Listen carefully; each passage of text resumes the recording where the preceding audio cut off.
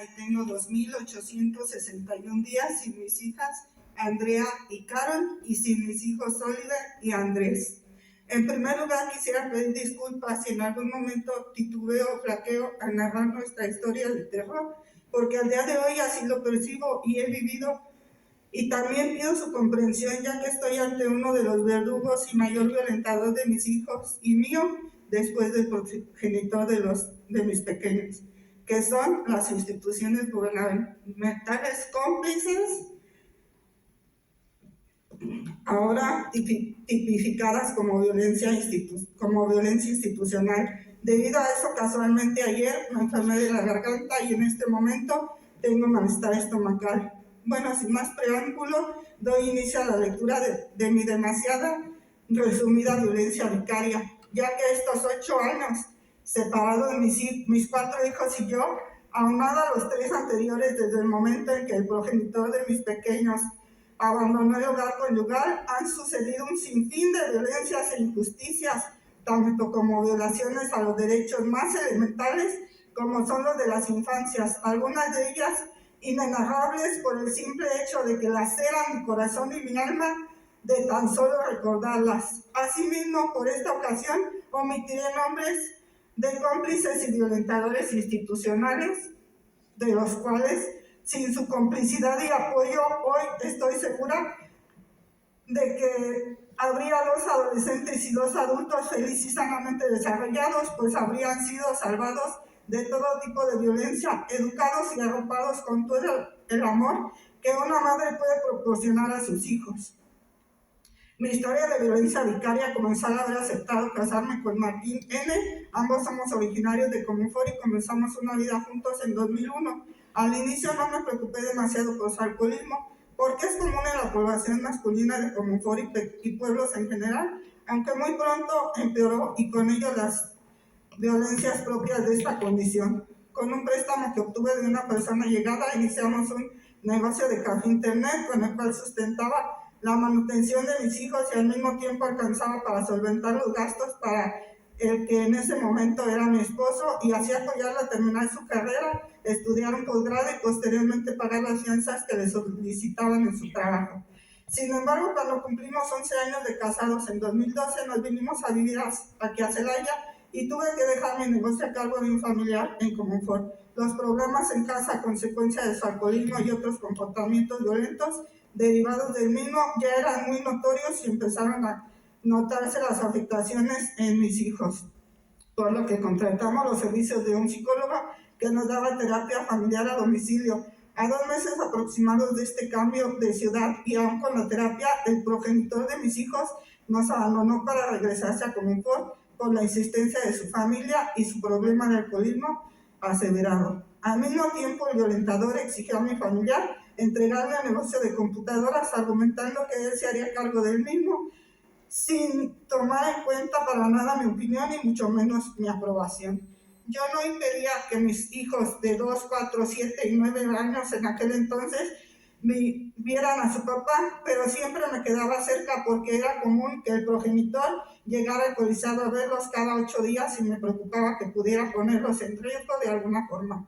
Cabe mencionar que mis hijos no conocían a su familia paterna porque nunca nos recibieron en esa casa, porque por eso los cuidados de ellos siempre los asumí sin ayuda de nadie. Comunfort es un pueblo profundamente machista y la familia del progenitor dudaba que mis hijos fueran en verdad sus nietos o sobrinos. Al tiempo me quejé de que el progenitor insistiera en llevarse a mis hijos en estado de ebriedad a convivir con su familia en Comunfort y comenzó a amenazarme diciendo que un juez decidiría eso y que me los quitaría legalmente. Unos meses después mis hijos comenzaron a ver a su papá a solas y convivir con su familia. Después de unos meses supe que lo que ninguna madre quisiera escuchar, y es que mi hijo menor, en ese entonces de 3 años, después de constantes quejas de dolor físico y con palabras escuetas, me contó que su papá le había lastimado sus partes íntimas y posteriormente mis hijos más grandes también me hablaron de experiencias similares de abuso sexual. Mis hijos tenían miedo y hablaban de haber sido amenazados con que también a mí me haría daño sí me contaban lo que había pasado, por lo que aún sin economía los llevé a consulta médica con la pediatra de ellos y unos días después hicimos la denuncia correspondiente, misma que nunca se judicializó, pues me pedían elementos de tiempo, lugar y modo, testigos, etcétera, con los que evidentemente no contábamos para ayudar con la investigación y mis hijos eran demasiado pequeños para dar esos datos con claridad. Así que en venganza por esta denuncia el progenitor me demandó por la guardia, custodia, pensión alimenticia y suspensión de la patria potestad aquí en Celaya, Guanajuato.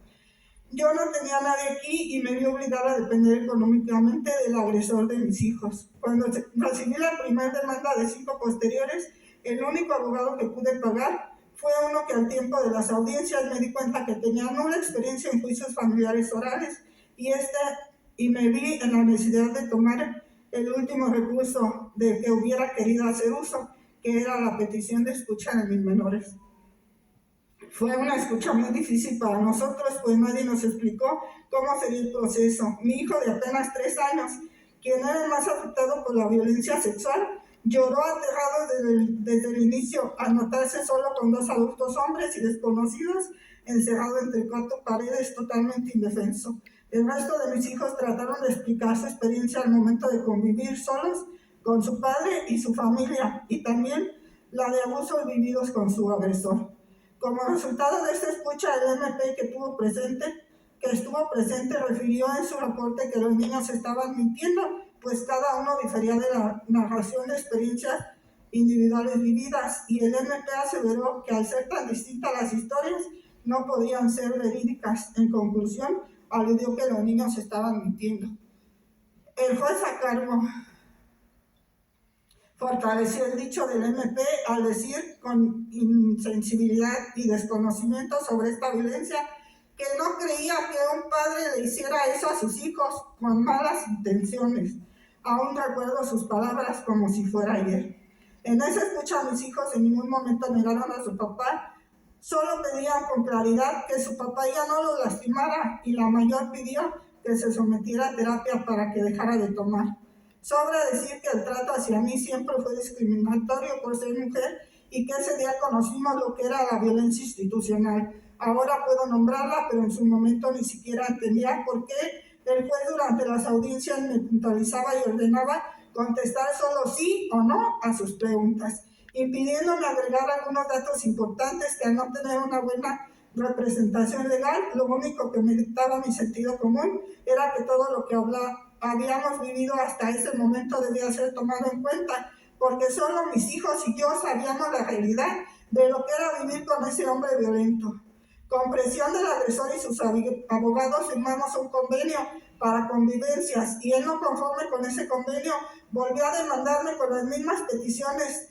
En ese ínter yo también demandé el divorcio.